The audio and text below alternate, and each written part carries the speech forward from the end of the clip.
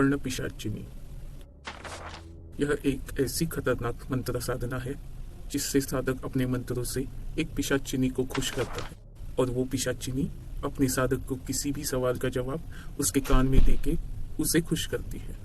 सवाल कैसा भी हो, चाहे भूतकाल हो या वर्तमान काल हो, उसके पास हर सवाल का जवाब होता है। लेकिन अगर यही कर्ण पिशाचिनी नाराज हो गई तो ये वरदान कभी श्राप में बदल जाए ये कोई नहीं बता सकता। ये बहुत साल पहले की बात है। तब हम बहुत गरीब थे। हमारी जमीन साहूकार ने धोखे से हड़प ली थी। खाने पीने के भी लाले लगे थे। हम लोग पूरी तरह से कंगाल हो गए थे। तभी मेरे पापा को उनके दोस्त ने कर्ण पिशाचिनी साधना के बारे में बताया तो मेरे पापा को ये आखिरी रास्ता नजर आया। उन्होंने 41 दिन की कड़ी साधना की और इसके चलते उन्होंने एक कर्ण पिशाचिनी को खुश कर लिया। पापा अब शहर आ गए थे। जो भी कुछ पैसा बचा था उन्होंने वो शेयर मार्केट में लगाया। उनकी कर्ण पिशाचिनी कौन से शेयर्स के भाव बढ़ने वाले हैं या गिरने वाले हैं या उनके कान में बता दी। हर रोज पापा नई नई जगह इन्वेस्ट करते और ढेर सारा पैसा कमाते। दिखते दिखते हम लोग थोड़े ही दिन में रईस हो गए। हमारे पास अब सब कुछ था। पापा से बड़े बड़े लोग मिलने आते और उनकी सलाह लेते। एक दिन पापा के दोस्त ने हमारे घर पे सरप्राइज पार्टी रखी क्योंकि पापा बाहर कहीं भी जाना अवॉइड करते।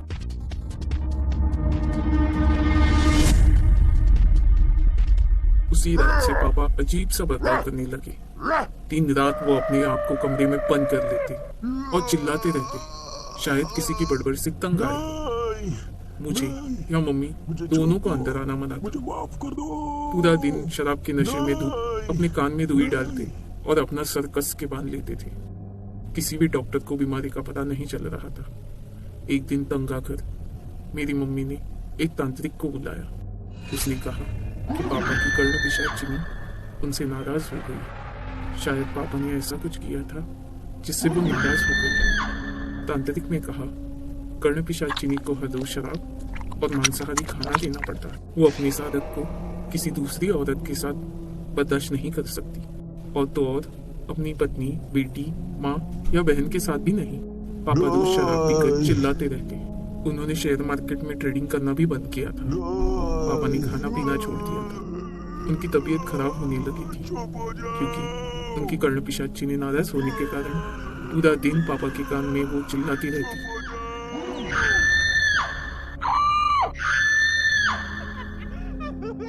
एक मिनट भी शांत नहीं होती थी और बार बार यही बताती कि उनकी बेटी यानी मेरी मौत कैसे होगी। ये सुन के मेरे पापा और चीखते, चिल्लाते ताकि कुछ सुनाई न दे। इसीलिए उनको एक कमरे में बंद कर लिया था। एक दिन अचानक उनके चिल्लाने की आवाज बंद हो गई। उनके गुजरने के 2 महीने बाद मुझे उनका ये लेटर मिला। कर्ण पिशाचिनी से छुटकारा पाने के लिए उन्होंने अपनी जान ले ली थी। ये घर, प्रॉपर्टी सब पापा के कारण ही था। मीना अब बड़ी हो गई है। पापा के गुजरने के बाद मीना की माँ बिल्कुल अकेली हो गई थी। वो उनके जाने का दर्द बर्दाश्त नहीं कर सकी और वो भी चल बसी। अब मीना बिल्कुल अकेली हो गई थी। लेकिन मीना ने अपनी और अपने घर की जिम्मेदारी बखूबी निभाई। लेकिन आज भी मीना छोटी छोटी चीजों में अपने मम्मी पापा को बहुत मिस करती है। मीना के पास अब सब कुछ था लेकिन उसकी फैमिली उसके साथ नहीं थी। ना कोई रुठाने वाला था, ना कोई खुशी में शामिल होने वाला था। इसी कारण मीना बहुत चिड़चिड़ी हो गई थी और उस पे दौलत का नशा भी छाया था। यह सब किशोर जानता था, फिर भी मीना से मन ही मन में प्यार करता था। लेकिन वो सोचता था, मैं एक मामूली ड्राइवर, मीना को यह बात कैसे बताऊं। फिर एक दिन मीना किशोर के साथ घर जा रही थी तो किशोर ने मीना से कहा, मीना मैडम। हाँ किशोर, बोलो। मुझे आपसे कुछ बात करनी है। छुट्टी चाहिए क्या? नहीं, अगर मैं आपसे कुछ पूछूंगा तो आप गुस्सा तो नहीं होगी? बोलो। मैडम, आप मुझे अच्छी लगती हो। क्या? तुम्हारा दिमाग तो नहीं खराब हुआ? मुझे माफ कर दो मैडम, लेकिन सच बताऊं तो मैं आपसे बहुत प्यार करता हूं। मैं आपको खुश रखूंगा। मीना गुस्से से लाल हो गई। उसने किशोर पर चिल्लाते हुए कहा, शट अप! अपनी शक्ल देखी है आईने में? तुम एक मामूली ड्राइवर तुम्हारी सैलरी जितनी है ना, उतने पैसे तो मैं एक दिन में उड़ाती हूँ। तुम्हारी औकात भी नहीं है मुझसे बात करने की। नॉनसेंस। किशोर मीना की बात सुन के बहुत नाराज हो गया था। मीना के शब्द बार बार उसके कान में घूम रहे थे। नाराज होकर किशोर ने नौकरी छोड़ने का फैसला किया। फिर अगले दिन किशोर सोचता है, ये लेटर मैं मीना मैडम को देता हूँ। वो मीना के कमरे में जाता है कि तभी उसकी नजर कर्ण पिशाचिनी किताब पे पड़ती है। वो किताब हाथ में लेता है तो उसकी नजर किताब में लिखी लाइन पर पड़ती है। उसमें लिखा होता है, आप तुरंत अमीर होना चाहते हैं। किशोर चौंक जाता है। किशोर वो किताब छुपाकर अपने घर ले जाता है। किशोर समझ जाता है कि मीना के पापा ने भी ये दौलत ऐसे ही कमाई होगी। किशोर किताब पढ़ता है और सोच लेता है कि मैं ये साधना करूंगा और मीना से भी ज्यादा अमीर बन के दिखाऊंगा। वो 41 दिन तक कर्ण पिशाचिनी की कड़ी साधना करता है और उसे प्रसन्न करता है। तभी कर्ण पिशाचिनी किशोर से बात करने लगती है। किशोर, तुमने मेरी कड़ी साधना करके मुझे खुश किया है। तुम्हें जो भी चाहिए मैं सब दे दूंगी, लेकिन मुझे जो चाहिए वो अगर तुमने नहीं दिया तो तुम्हारी जिंदगी में नरक बना दूंगी। देखते ही देखते किशोर बहुत अमीर हो जाता है। वो मीना के घर के ठीक सामने ही अपना आलीशान और मीना से भी बड़ा घर बना लेता है। कर्ण पिशाचिनी साधना के बारे में किसी और को पता न चले, इसलिए किशोर ने आखिर के कुछ पन्ने फाड़ दिए। यहाँ मीना को यह बात अच्छी नहीं लगी थी। मीना मन ही मन किशोर से जलने लगी थी। मीना को समझ नहीं आ रहा था कि किशोर इतना अमीर कैसे हो गया। उसने सोचा, अगर मैं किशोर को अपने प्यार के जाल में फंसाऊंगी तो उसकी दौलत मेरी हो सकती है। मीना रोज किशोर से मिलने के बहाने ढूंढने लगी थी। किशोर भी थोड़ा खुश हो रहा था। आखिर वो मीना से एक जमाने में प्यार जो करता था।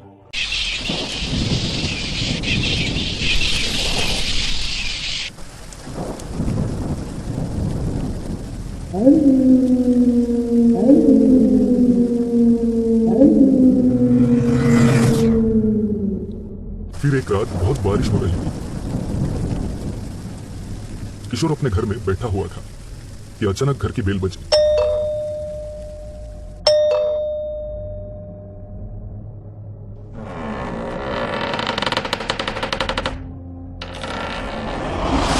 उसने देखा डोर के बाहर मीना थी। किशोर ने उससे पूछा, अरे मीना, तुम इतने रात गई यहां कैसे आई? तुम तो बिल्कुल भीग गई हो।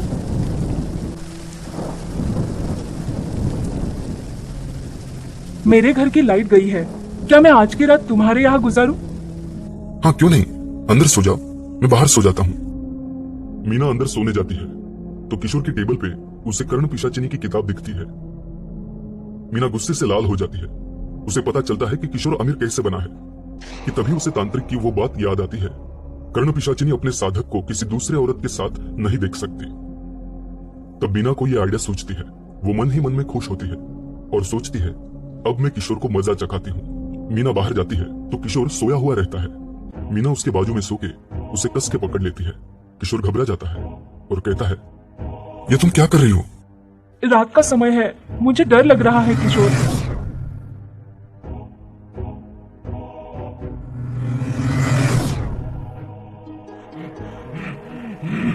मुझे शराब चाहिए।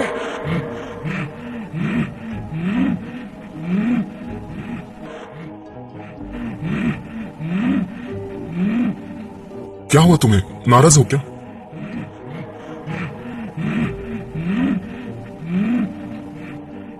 मैंने तुम्हें ऐसे कभी नहीं देखा।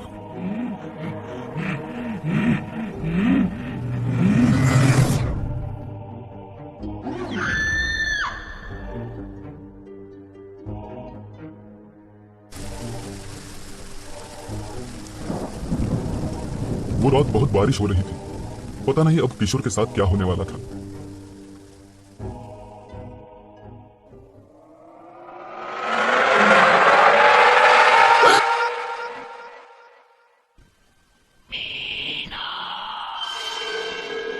मीना के कान में अचानक फुसफुसाने की आवाज आने लगती है। मीना डर जाती है। उसे समझ नहीं आ रहा था कि उसके साथ क्या हो रहा है। मीना सोने की कोशिश कर रही थी, लेकिन उसे ऐसे लग रहा था कि कोई उसे घूर रहा है। रात भर कुछ ऐसे ही अनुभव हो रहे थे।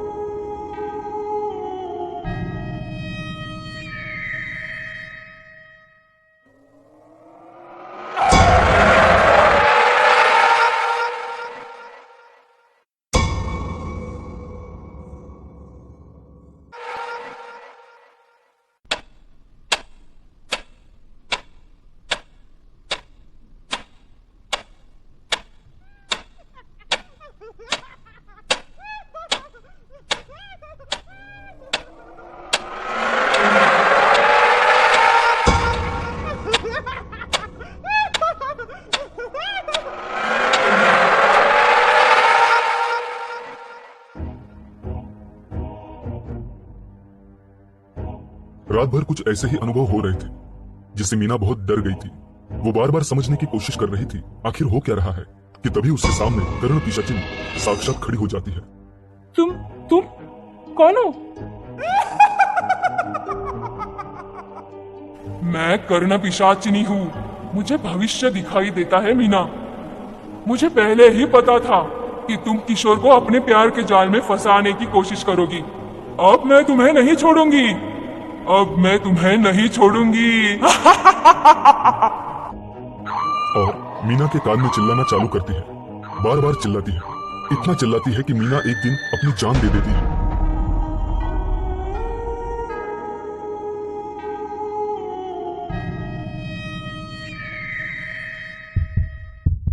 यहाँ किशोर आखिर तक कर्ण पिशाचिनी को खुश करता रहा और जब वो बूढ़ा हो जाता है तब उसे एहसास होता है कि जिंदगी में उसने सब कुछ पा लिया, लेकिन उसे उसका प्यार नहीं मिला। अब वो सिर्फ मरने की राह देख रहा है क्योंकि कर्ण पिशाचिनी से छुटकारा पा सके। और तभी कर्ण पिशाचिनी उसे कहती है, किशोर, तुम्हें क्या लगा तुम मुझसे बच पाओगे? मैं अपने साधक को 200 साल तक नहीं छोड़ती। हाँ?